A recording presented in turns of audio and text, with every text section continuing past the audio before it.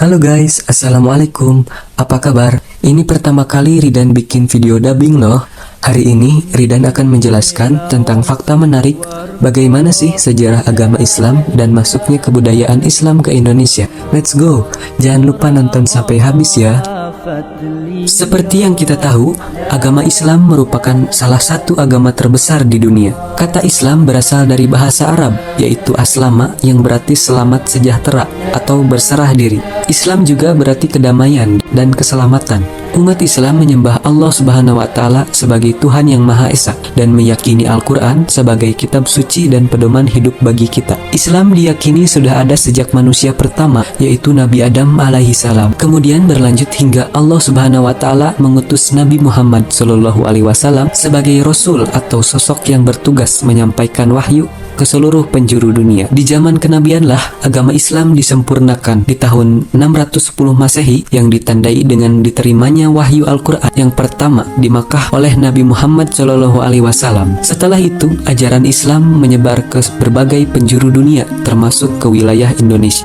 Kedatangan agama Islam ke Indonesia adalah salah satu proses yang berlangsung berabad-abad dan memiliki sejarah yang kompleks. Ridan mengambil teori dari Arab, yaitu dimulai ketika abad ke-7 sampai ke-12, di mana Islam pertama kali tiba di Kepulauan Indonesia melalui perdagangan bangsa Arab dengan Persia. Pada periode ini, Islam adalah agama yang dipegang oleh komunitas dan perdagangan penguasa lokal di beberapa wilayah. Kemudian lanjut nih ke abad 13 dan 16, di mana mulai meresap lebih dalam ke masyarakat Indonesia, dimulai dari ke Sumatera, ke Jawa, ke Kalimantan, dan beberapa kerajaan di Samudra Pasai dan kerajaan Majapahit mulai menerima pengaruh Islam dalam bentuk yang berbeda-beda. Kemudian abad ke-16 hingga ke-17, Kesultanan Aceh menjadi pusat penyebaran Islam di wilayah tersebut dengan menjadi salah satu kerajaan Islam yang paling kuat di Asia Tenggara. Tak lupa di Jawa ada Kesultanan Demak yang memainkan peran penting dalam penyebaran Islam di Pulau Jawa hingga terus menyebar seluruh Indonesia. Dan abad ke-20 di masa kolonialisme, Islam menjadi faktor penting dalam perlawanan terhadap penjajah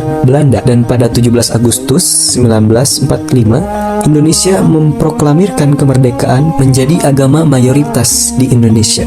Seperti yang kita sering lihat, bukti peninggalan dari kerajaan Islam Indonesia yaitu masjid-masjid yang terletak di beberapa wilayah. Salah satunya nih di Aceh, yaitu Masjid Baitur Rahman. Pada abad ke-16, masjid ini merupakan simbol agama, budaya, semangat, kekuatan, perjuangan, dan nasionalisme rakyat Aceh. Dan tahu gak guys, dahulu sebelum mengenal uang sebagai alat tukar, bangsa Indonesia melakukan proses barter atau saling tukar-menukar untuk memenuhi kebutuhan sehari-hari. Namun seiring berkembangnya waktu, transaksi tidak lagi dilakukan secara barter karena telah mengenal sistem takaran, timbangan, dan mata uang. Sejumlah kerajaan di bagian pantai timur Sumatera, Hindia Belanda telah menggunakan mata uang tertentu sebagai alat tukar perdagangan. Contohnya adalah dirham yang merupakan mata uang emas pertama tertua di Nusantara. Dirham pertama kali ditemukan di kerajaan Samudra Pasai pada masa pemerintahan Sultan Muhammad Malik Al-Zahir abad ke-12 hingga ke-13.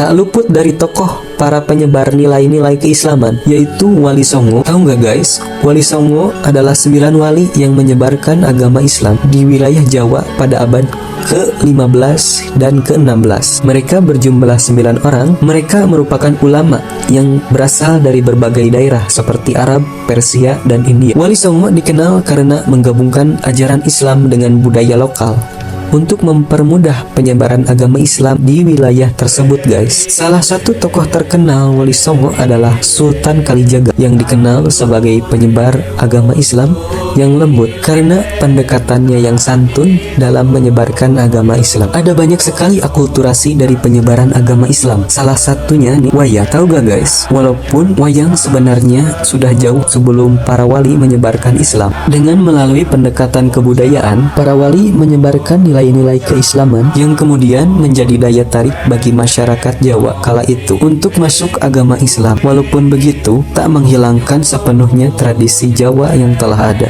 Dengan ini, kita jadi lebih mengetahui bagaimana kebudayaan Islam melalui penyebaran yang ada di Indonesia, yang kompleks dan berlangsung sangat lama, dan tak luput dari rasa syukur karena telah menjadikan agama ini sebagai pedoman dan petunjuk kita dalam menjalankan kehidupan yang lebih baik sesuai ajaran yang kita miliki. Terima kasih telah menonton ya guys. Mohon maaf bila ada kekurangan dari pribadi Ridan ya. Terima kasih telah menonton. Wassalamualaikum warahmatullahi wabarakatuh.